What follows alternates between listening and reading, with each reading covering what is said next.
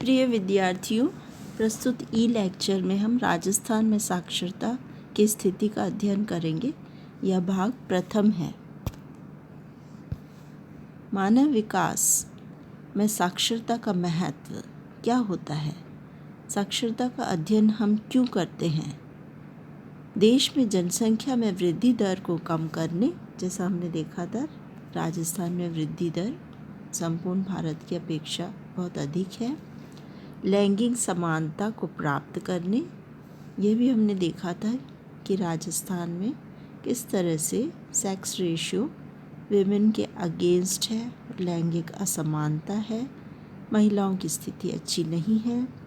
गरीबी उन्मूलन, आर्थिक समानता, इनइक्वालिटी या असमानता जो विकास के साथ बढ़ती जा रही है, उसको कम करने, सफल जीवन जीने के लिए करने व समाज में फैली सामाजिक बुराइयों जैसे बाल विवाह की बुराई है, भ्रूण हत्या की बुराई है, इस प्रकार की सामाजिक बुराइयों को जड़ से खत्म करने, इन सभी के लिए साक्षरता आवश्यक है।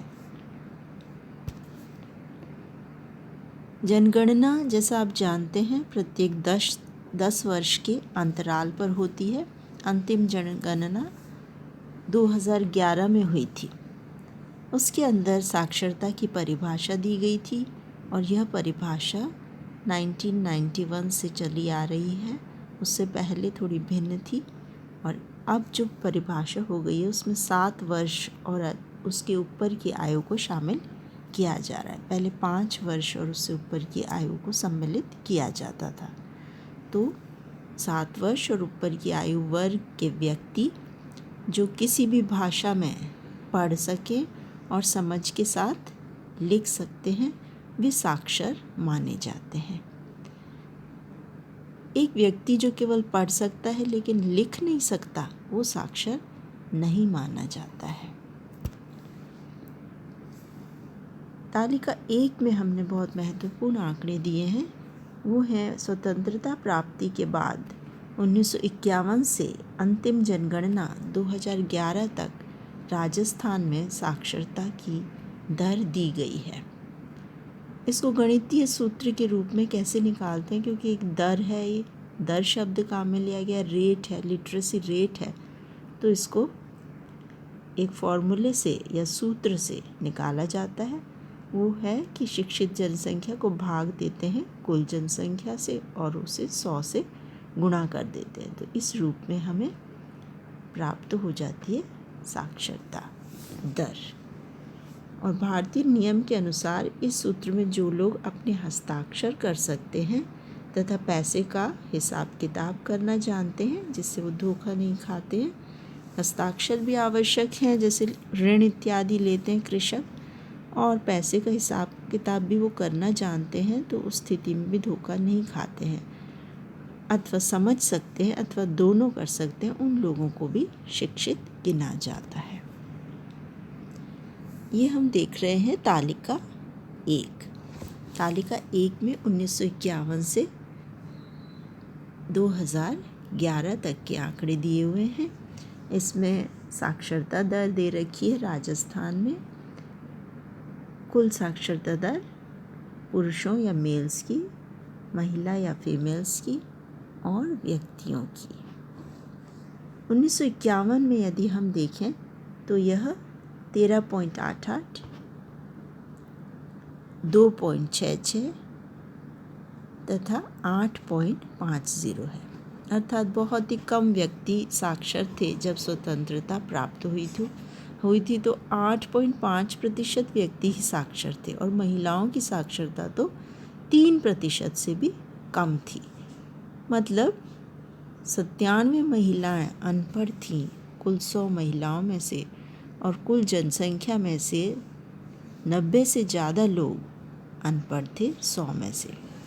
1961 में इसमें वृद्धि दिखाई देती है, दुगने से थोड़े ज़्यादा हो गए हैं। फिर ये वृद्धि थोड़ी कम हो जाती है। 1971 में भी वृद्धि तो हो रही है, पर जो पहले शुरुआत में वृद्धि हुई थी उससे दर कम दिखाई देती है, 4% की ही वृद्धि हो रही है।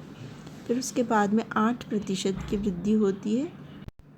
1971 से 81 के बीच 8% वृद्धि होने के बाद 1981 से 91 के बीच फिर से 8% की वृद्धि हो रही है और उसके बाद में तेज़ी से वृद्धि दिखाई देती है।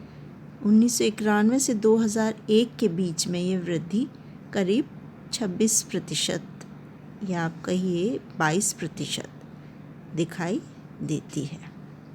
इसके बाद में आते हैं हम 2011 में जो अंतिम आंकड़े हैं, जब राजस्थान में साक्षरता दर है 66.11% और जैसा आपको पहले याद होगा कि भारत की औसत 74% के करीब है, 73-74 के करीब है और उससे ये काफ़ी कम है।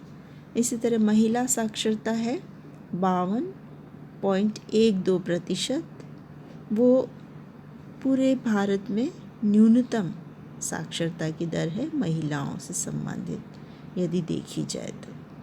ग्रामीण क्षेत्र में तो बिल्कुल ही न्यूनतम है और शहरी में न्यूनतम के नज़दीक है, न्यूनतम में से एक है।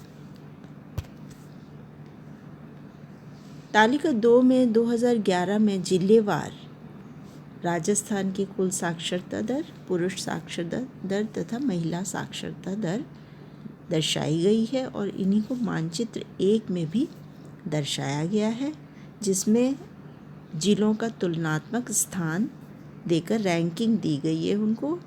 ऊपर से रैंकिंग है 1, 2, 3 3 जिलों की और नीचे के 3 जिले लिए गए हैं 33, 32 और 31 की रैंकिंग दी गई है। तो सबसे पहले हम तालिका 2 में देखते हैं राजस्थान में कुल पुरुष व महिला साक्षरता 2011 में प्रतिशत के रूप में। इसमें आप देख सकते हैं 66.4 कुल साक्षरता दर है राजस्थान में, जैसा पहले हमने देखा था 2011 में। और विभिन्न जो राज्य हैं, विभिन्न जो ज़िले हैं, उनकी स्थिति भी देखी जा सकती है इसके अंदर। यहाँ आप देख सकते हैं अजमेर ज़िला 69.3, अलवर ज़िला 70.7। तो ये कुछ ज़िले हैं जहाँ पे ये औसत से अधिक है। फिर उसके बाद बांसवाड़ा में ये कम है।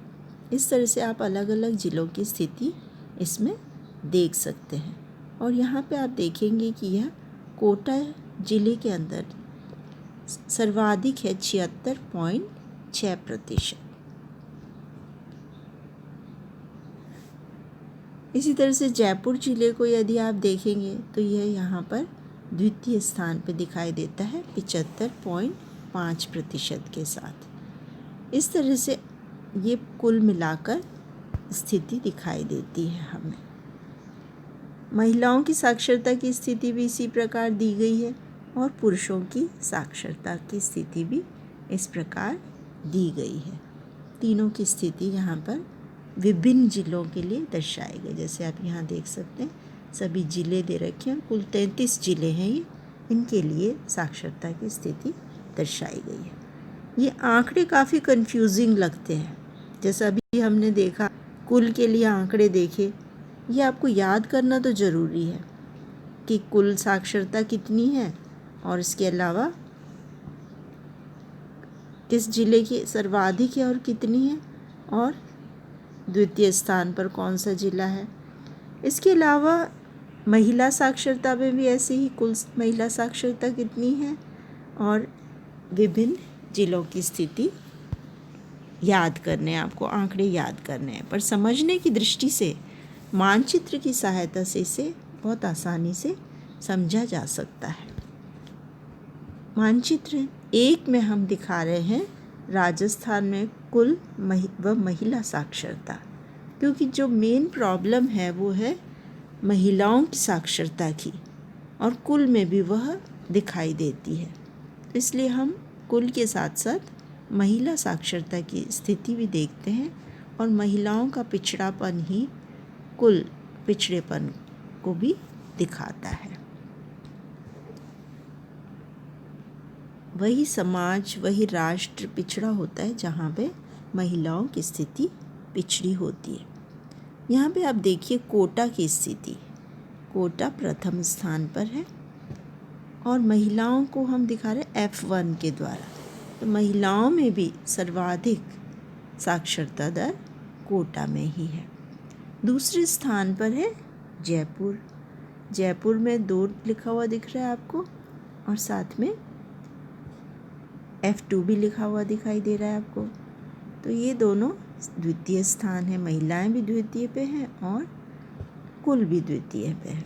इसी तरह तृतीय स्थान पर है झुंझुनू। झुंझुनू की कुल जनसंख्या में भी साक्षरता दर तीसरे स्थान पर है और महिलाओं की जनसंख्या में भी साक्षरता दर तीसरे स्थान पर है। अब हम निम्नतम स्थानों की तरफ आते हैं। ये तो टॉप 3 थे। अब अगर नीचे की तरफ हम चलें तो 33 या 33 कुल ज़िले हैं और 33वें नंबर पे आपका जालोर ज़िला दिखाई देता है। जालोर में महिला साक्षरता भी न्यूनतम दिखाई देती है। इसके बाद में 32वां रैंक आ रहा है सिरोही का। वहाँ पे फीमेल लिटरेसी जो है वो भी 32वें पे ही है। परंतु 31वें रैंक में यहाँ थोड़ा हमको अंतर दिखाई देता है, जब प्रतापगढ़ में 31वां नंबर आ रहा है कुल जनसंख्या के लिए।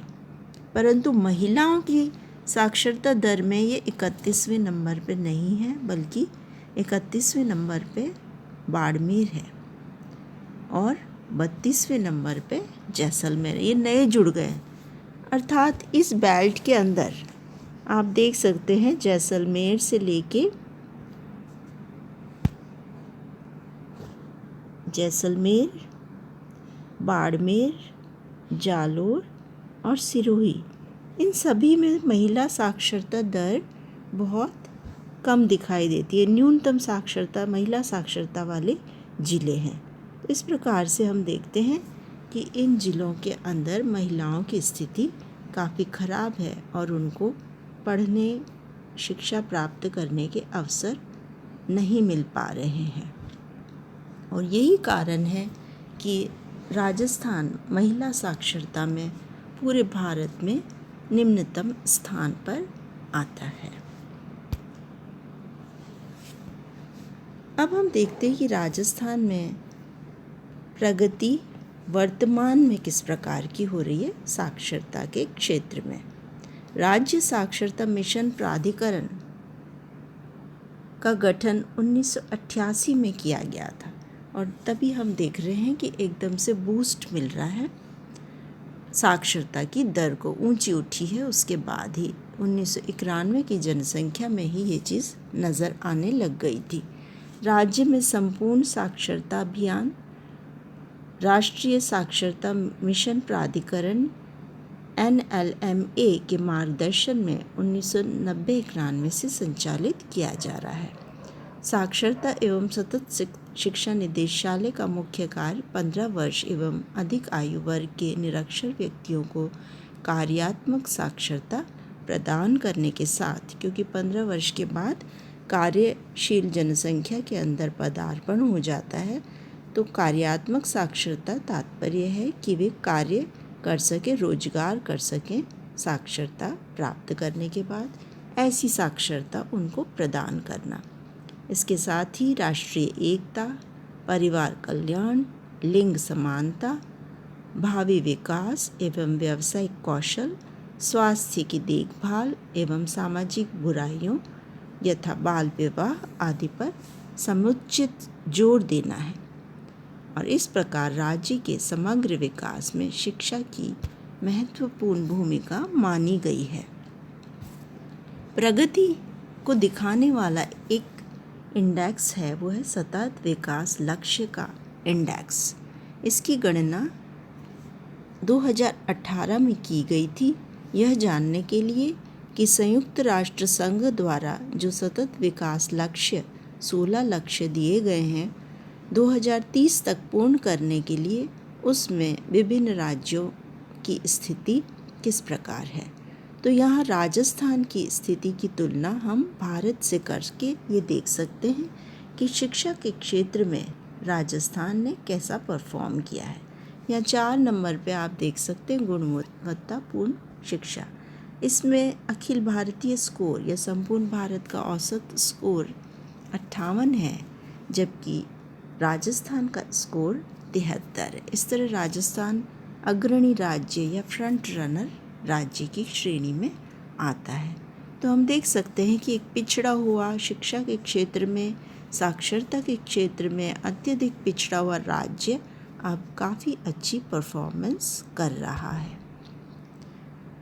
इसके अलावा एक और जनगणना पहली बार भारत में हुई, वो थी सामाजिक आर्थिक व जातिगत जनगणना 2011 में ये की गई और इसकी एक रिपोर्ट केंद्र सरकार ने 3 जुलाई 2015 को जारी की।